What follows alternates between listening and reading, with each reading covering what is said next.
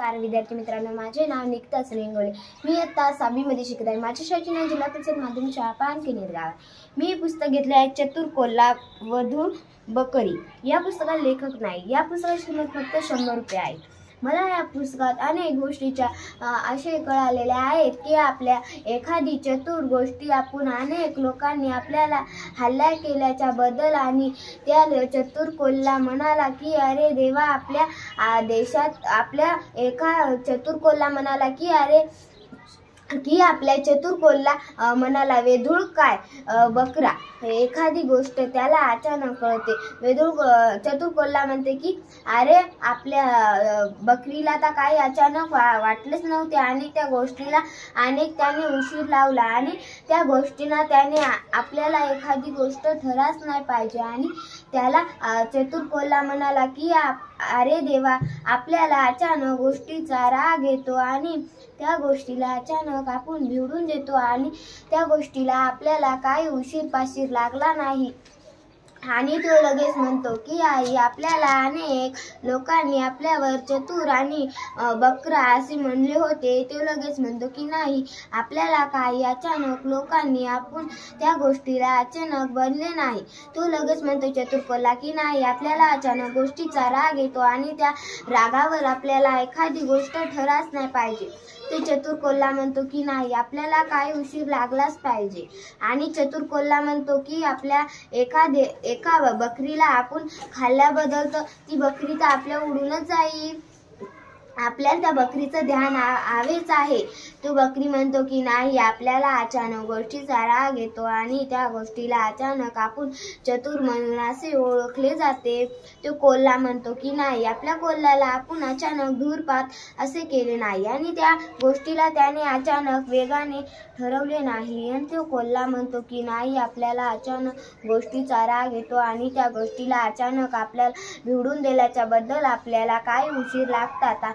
ते चतुर कोल्हा म्हणतो की नाही, आपल्याला काही वेगाने राहायला ठराच पाहिजे। ते चतुर कोल्हा म्हणतो की नाही, कोल्हा की अरे देवा, काय कोल्हा किती सुंदर दिसतो। तो कोल्हा एखाद्या गोष्टीला अचानक भिडून देतो आणि त्या गोष्टीला आपल्याला एखादी गोष्ट ठराच नाही पाहिजे आणि तो चतुर कोल्हा म्हणतो की नाही, आपल्याला काही उशीर लागला नाही।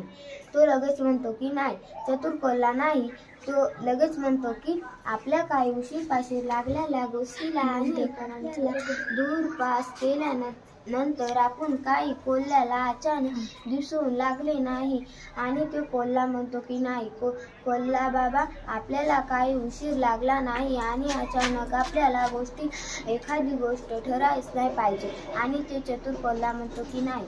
तो चतुर कोल्हा एखाद्या गोष्टीला अनेक भिडून देतो आणि त्या गोष्टीला एखाद्या गोष्टीला आपण एखादी गोष्ट ठराच पाहिजे।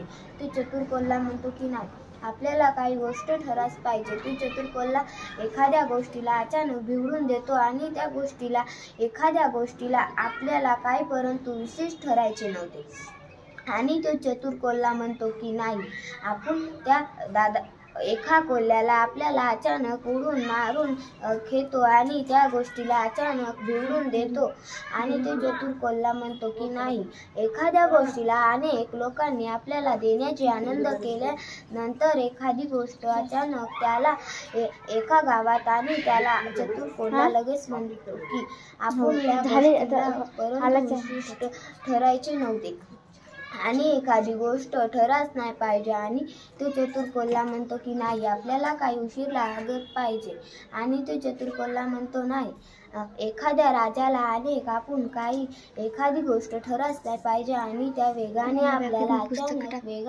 वेगाने राहिल्यानंतर आणि तो चतुर कोल्हा म्हणतो की नाही। ते चतुर कोल्हा लगेच म्हणतो की राजाला की राजा की आपल्याला कोल्ह्याने आपल्याला अचानक काही धूमपास केली नाही आणि तो कोल्हा म्हणतो की नाही, आपल्याला काही उशीर पाशीर लागल्यानंतर आपण काही गोष्टीला अचानक भिडून देतो आणि त्या गोष्टीला अचानक त्याला एखादी राग येतो आणि त्या रागावर बसून बसतो आणि त्या राजाने त्याला अचानक असे भिडून दिले की राजा नको, आपल्याला काही उशीर पाशीर करण्याबद्दल आपण त्या गोष्टीला अचानक भिडून देतो आणि ते चतुर कोल्हा म्हणतो की नाही, आपल्या राज्यात काही गोष्ट ठराच नाही पाहिजे, तो लगेच म्हणतो की नाही. इथंच माझी गोष्ट. धन्यवाद.